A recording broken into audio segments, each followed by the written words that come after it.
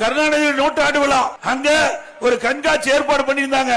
அதுல திரு ஸ்டாலின் மிசா சட்டத்துல சிறையில் இருக்கிற மாதிரி ஒரு காட்சி. உண்மையிலே சிறைக்கு போக வேண்டிய ஆள் தான்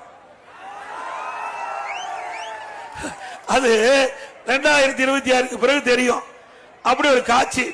அப்படியெல்லாம் செஞ்ச திரு ஸ்டாலின் அவர்கள் உண்மையா உங்களோட கஷ்டப்பட்டவர்களுக்கு பதவி கொடுக்கணும் இல்ல. என்ன உதயநிதி எத்தனை போராட்டத்தில் கலந்துட்டாரு, எத்தனை முறை சிறைக்கு போனாரு. ஆனா துரைமுருகன் அவரு எதிர்கட்சி தான் இல்லைன்னு சொல்ல. ஆனா அந்த கட்சியில அதிகமா உழைத்தவர் அவர். மிசா சட்டத்துக்கு போனாரு, எமர்ஜென்சில கைது பண்ணாங்க. அதிகமா தமிழ்நாட்டில் அதிகமா சட்டமன்ற உறுப்பினராக இருந்தவர் அவர்.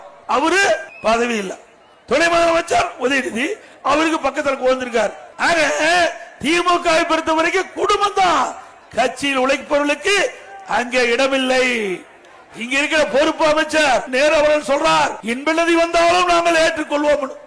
அப்புறம் அடிமை சாஸ்திரம் எழுதி கொடுத்துட்டீங்க, அப்புறம் துட்டு வாங்கிட்டு இருக்கிறீங்க, இல்லைன்னா உங்களை எடுத்துருவாங்கல்ல.